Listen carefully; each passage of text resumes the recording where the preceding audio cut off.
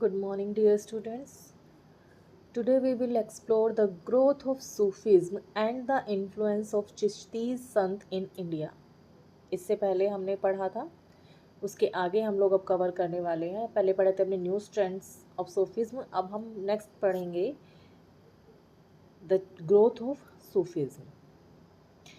So, in the early centuries of Islam, some spiritually inclined peoples protested against the growing materialism of the Caliphate.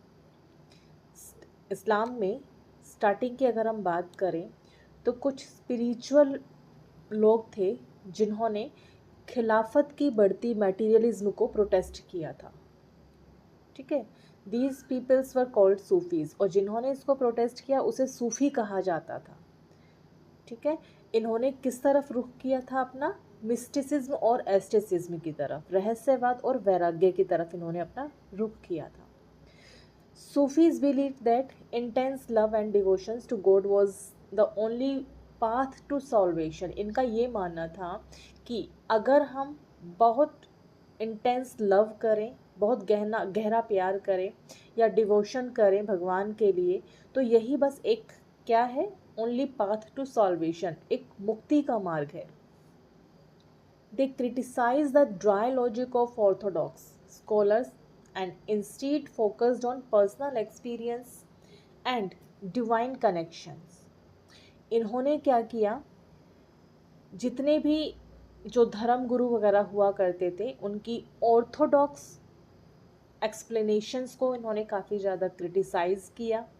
अपने personal experience से divine connection की तरफ इन्होंने ज़्यादा importance दी. अपना इनका खुद का पर्सनल एक्सपीरियंस था और उसमें इन्होंने ये कहा था कि हम अपने एक्सपीरियंस से भगवान की भक्ति की तरफ, भगवान की तरफ जाने को इम्पोर्टेंस देते हैं.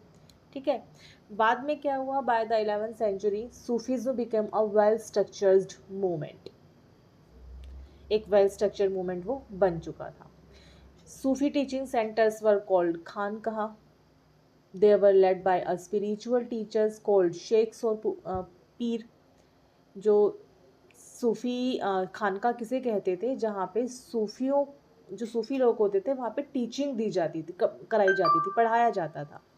ठीक है, ऐसे सेंटर्स को खानकाह कहा जाता था. जिसको लीडरशिप कौन करता था? लेड किसके द्वारा किए जाते थे? जो शेख या पीर के द्वारा उनका नेतृत्व किया जाता था. They led by the sheikh or peer. The teacher had disciples or murids and a successor known as khalifa. जो टीचर्स होते थे और जो उनके स्टूडेंट्स होते थे जिन्हें मुरीद कहा जाता था. ठीक है, और एक सक्सेसर भी होता था जिसे खलीफा कहा जाता था. उस पूरे खानकाह में टीचर होते थे, उनके डिसिपल्स होते थे जिसे मुरीद कहते थे, और सक्सेसर होते थे जिसे खलीफा कहा जाता था. A chain of spiritual lineage called silsila linked each masters to the Prophet Muhammad.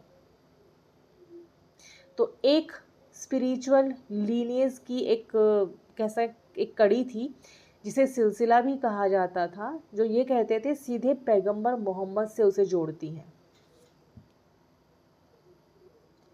Some mystics rejected the Khanqah system and lived as wandering ascetics. कुछ सूफी संतों ने खानकाह का जो सिस्टम था उसको रिजेक्ट कर दिया और वो कैसे बन गए थे?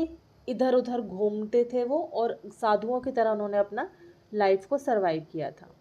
दे practised extreme asceticism and were known as the Qalandars, Malang and the मदारीज. बहुत ज़्यादा उन्होंने वैराग्य का पालन किया था और उन्हें बाद में कलंदर, मलंग या मदारिस जैसे नामों से जाना गया था. They defied religious laws and were called by Sharia, unlike the rule abiding by Sharia's Sufi.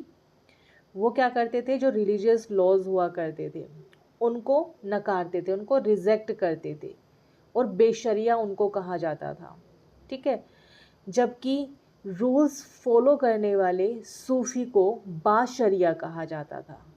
समझ में आया? जो रूल्स को फॉलो नहीं करते थे उन्हें बेशरिया कहा जाता था, जो रूल्स को फॉलो करते थे उन्हें बाशरिया कहा